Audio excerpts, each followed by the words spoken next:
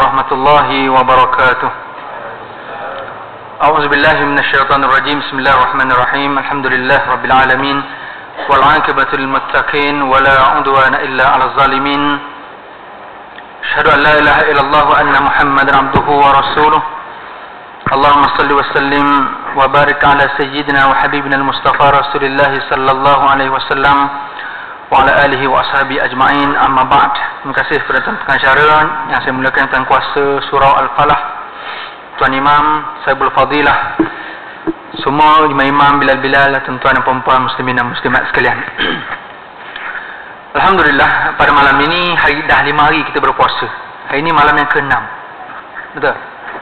Setakat hari ini boleh tahan lagi atau dah rasa letih dah? Boleh lagi ya? Tengok masih ada lagi cahaya-cahaya tu, masih ada lagi. Ruang kosong pun masih banyak lagi. Tak sama macam hari pertama hari itulah. Tuan-tuan rahmati Allah sekalian, Allah berfirman dalam ayat ke-8 hingga 10 surah Al-Baqarah. Allah nyatakan, auzubillahi minasyaitonir rajim. Bismillahirrahmanirrahim. Ada di kalangan orang yang beriman, mereka mengaku mereka beriman, tetapi sebenarnya mereka tidak beriman, kata Allah dalam ayat yang ke-8. Dalam ayat yang ke-9 Allah nyatakan mereka itu telah menipu daya Allah dan juga orang beriman, tapi rupa-rupanya mereka telah menipu daya diri mereka sendiri dalam keadaan mereka tidak menyedarinya. Dan ayat yang ke-10 Allah nyatakan dalam hati mereka ada penyakit, kami tambah penyakit dalam hati mereka, dan pada hari akhirat nanti mereka itu akan diberikan hukum azab seksa terhadap apa yang mereka dustakan.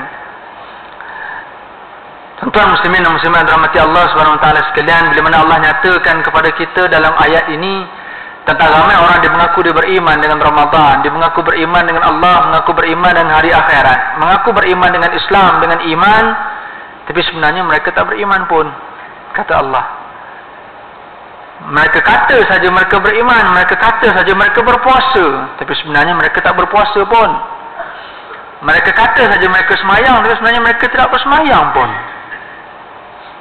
Muslimin rahmati Allah, ayat ini bukan untuk saya nak tuju pada tuan-tuan, tapi adalah ayat ini kalau kita baca tuju pada diri sendiri, tuan-tuan. Saya baca ni untuk saya, dan Al-Quran itu diturunkan untuk kita semua. Kalau kita membaca dan memahaminya, maka dia akan beri kesan kepada kita.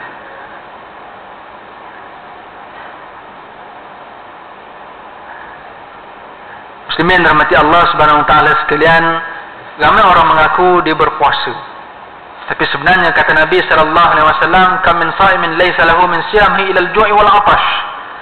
Hadis itu dah ramai dah orang sebut. Berapa ramai orang berpuasa kata Nabi, tapi sebenarnya mereka itu tak dapat apa-apa kecuali lapar dan dahaga.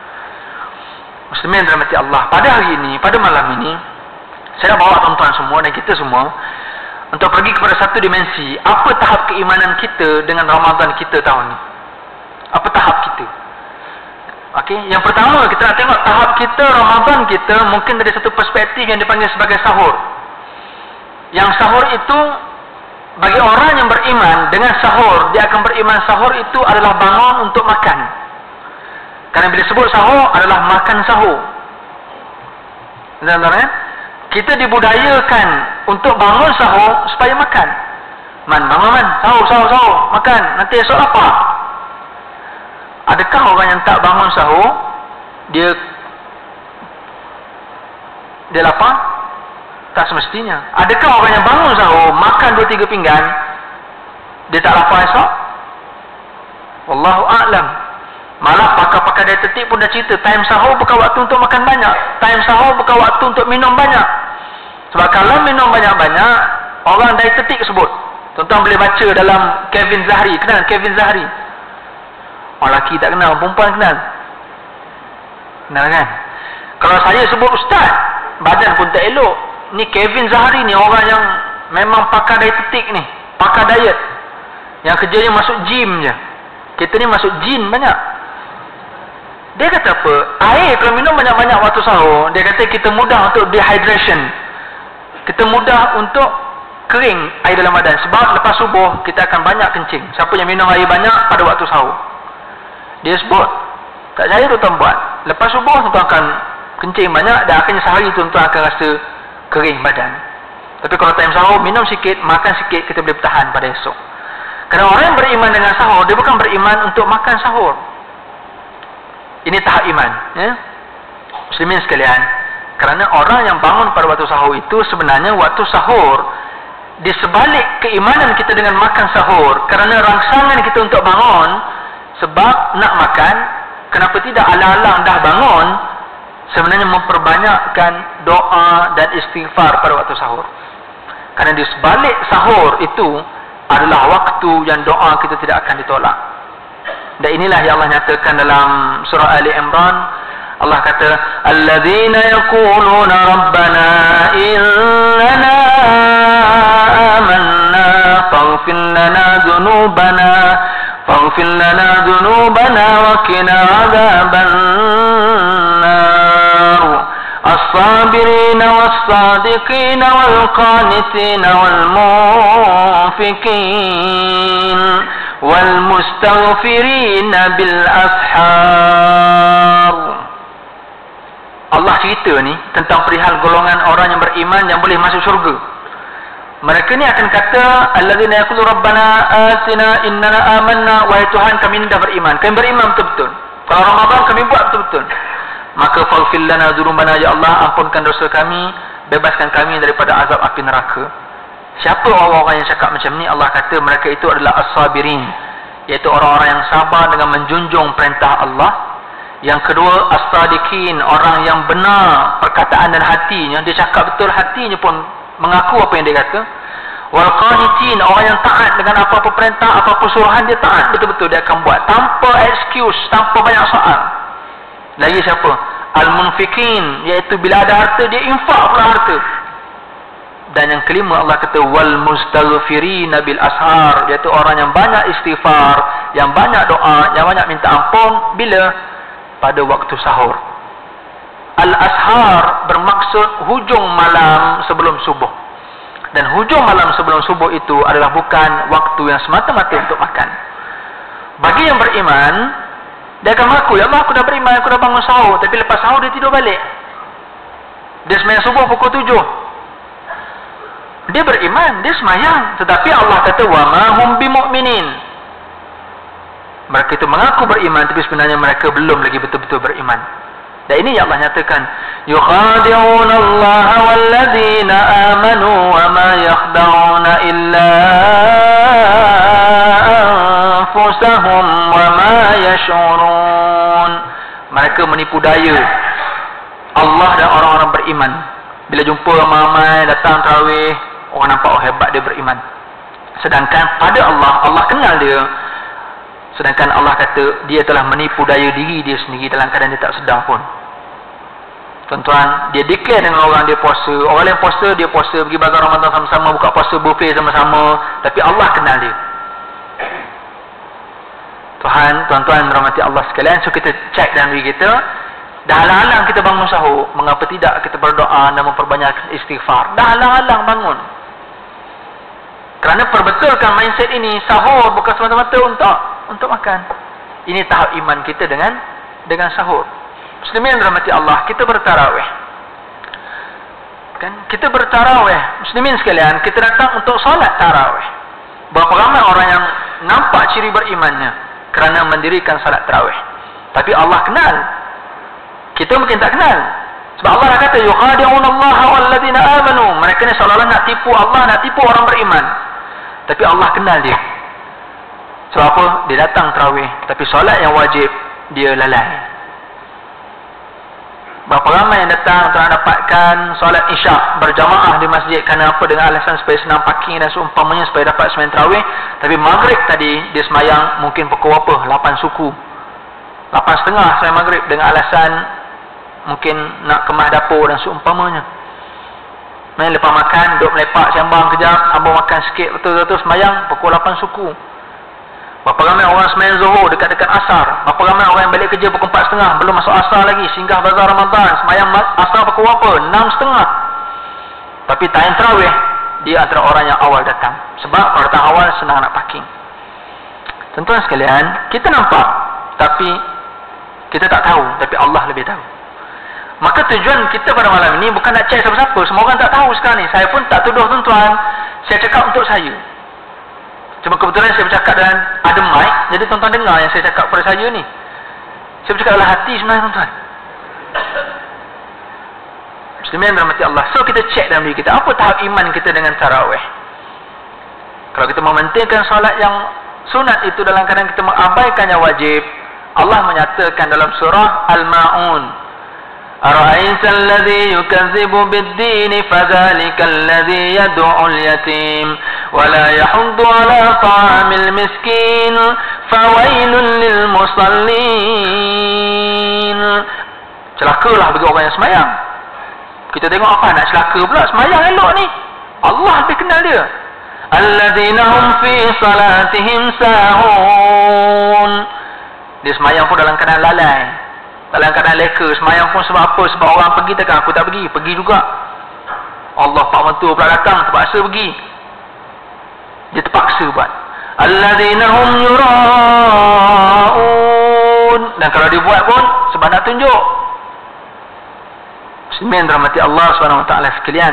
Tarawih itu bukan semata-mata pada nak kejar hanya ada pada bulan Ramadan saja. Allah bukan nak tengok yang tu.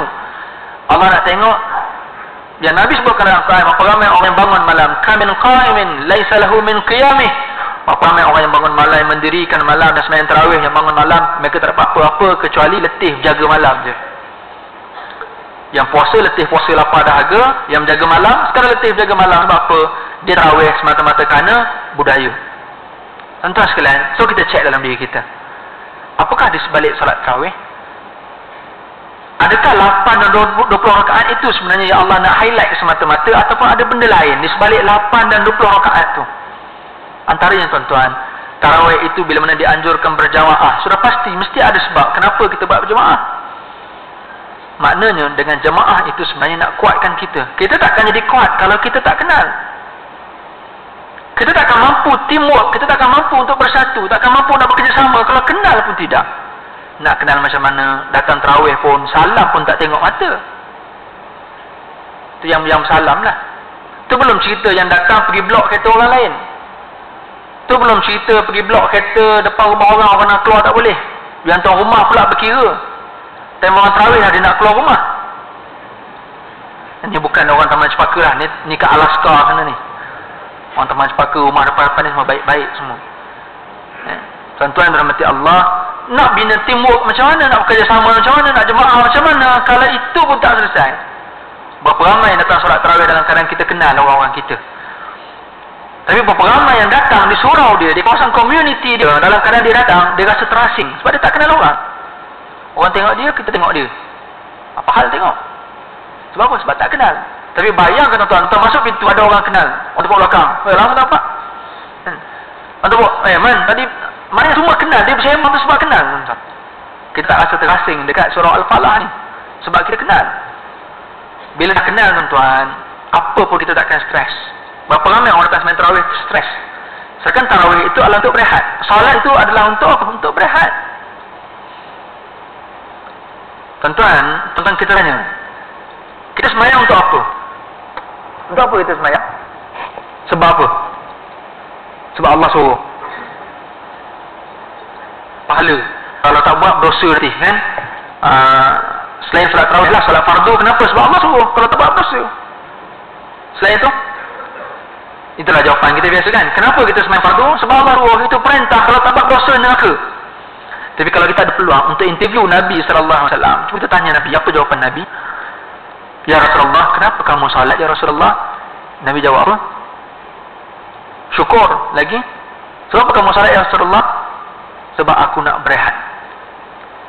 Salat itu adalah sebagai waktu rehat Rasulullah sallallahu alaihi wasallam. Berarti bila mana mereka telah sibuk dengan urusan dunia, Nabi juga sibuk dengan dunia, Nabi juga ada bisnes, Nabi juga bawa kereta, Nabi juga ada kenderaan Nabi juga bersembang pasal dunia.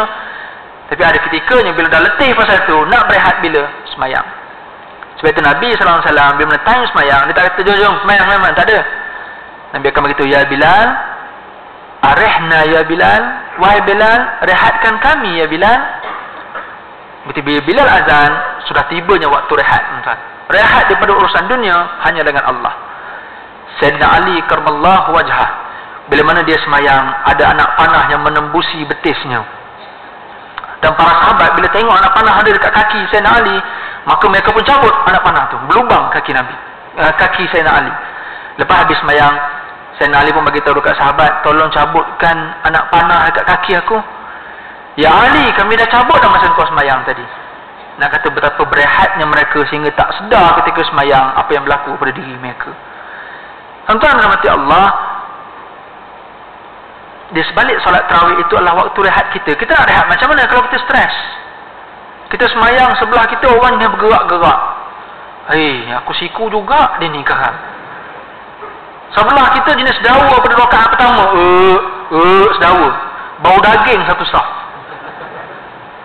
Nak rehat macam mana? Kan? Time tajuk akhir dia pergi himpit kita tajuk akhir tu. Nak rehat macam mana? Parking jam, semua tu jam. Nak rehat macam mana? Kenapa kita jadi stres? Sebab kita tak kenal. Sebab kita tidak bersilaturahim. Tadi kalau kita kenal, depan kita, belakang kita, kiri kanan kita siapa, yang lebih teruk lagi, imam dia tak kenal. Kita duduk belakang, mana nak nampak imam? Imam pula kecil. Bilal besar, kan? Baca macam Syekh Sa'id Al-Ghamidi.